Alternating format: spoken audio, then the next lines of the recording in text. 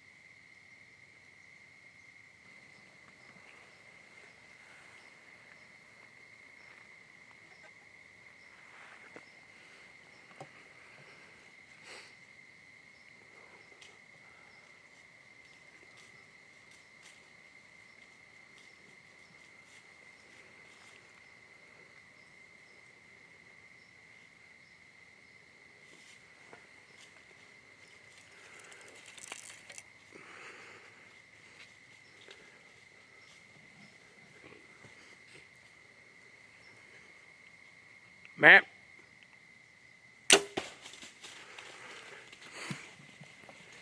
Oh, I didn't get that on film. It's okay.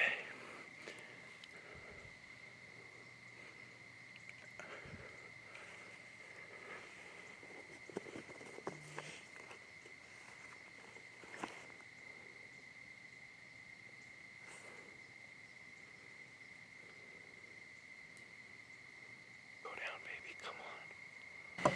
Come on. He's still about 150 yards out, just standing lethargically, you know. Man, I could have sworn I double lunged him, or, you know, maybe even, well, if it was a split, he's already be dead by now, but he's just standing right there. Just, I still got a good buck right here in front of me. Come on. I'm just gonna give him time. He's hit good. I know he is. So just like I anticipated, Nineball came and hit that scrape about 15 minutes before shooting light and just before we were out of camera light.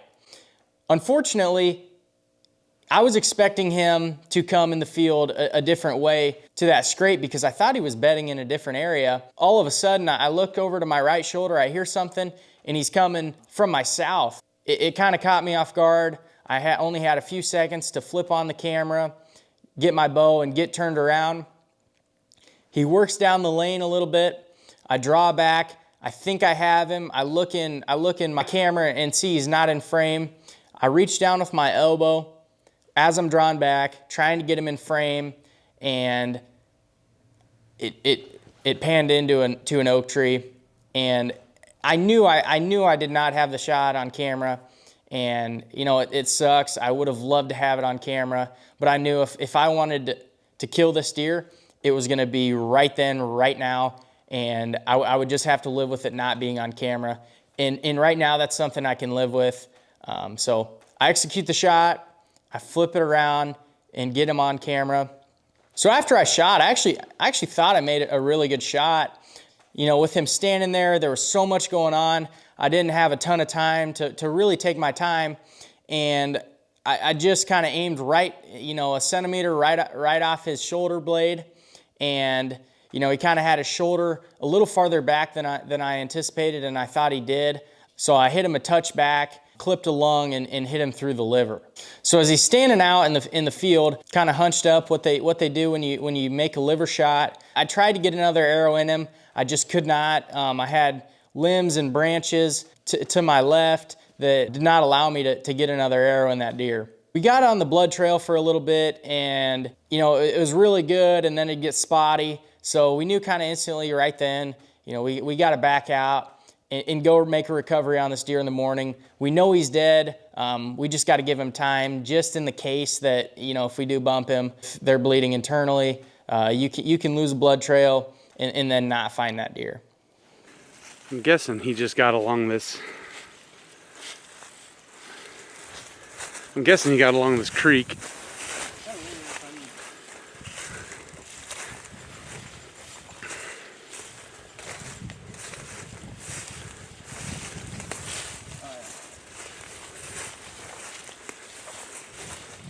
You see him?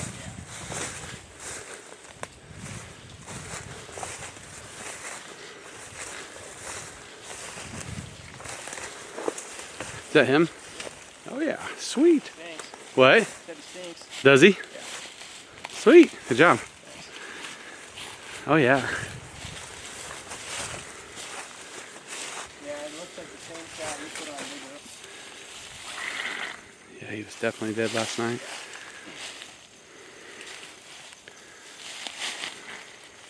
Hold on a second. Oh yeah, nice. Look at the head on him.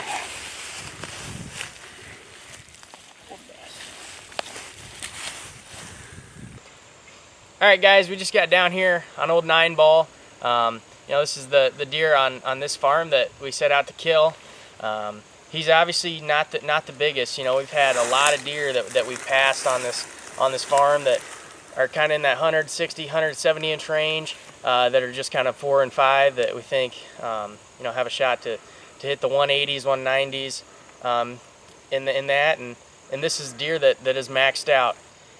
Hunted this one with a buddy here last year and didn't get it done, and got pictures of him this year, and actually he kind of went downhill. Was shorter on this side in terms of his tine length, and but yeah, so that was the mission, to get him down, and we've got a few more on this farm that we're gonna go after here, probably be late season. So. And the old Pops has got to kill another monster, because that's just what he does. But yeah, so good time now. I got a few permission farms that I can spend some time on and really kind of scout those deer and figure that farm out for years in the future. So couldn't be more thankful for everybody that helps me do this. My dad and I spent a lot of time and effort into this stuff, and yeah, it all worked out here, and can't wait to get back in here and do it again. So I just want to say thank you guys for tuning in and watching the video on Nineball. I couldn't be more thankful with how it turned out, man. It's an awesome hunt. This deer was pretty special to me, just with how much history we had, and us having to pass that deer the year before to give me a deer to hunt this year. I just couldn't be more thankful. And thank you to everybody that helps me.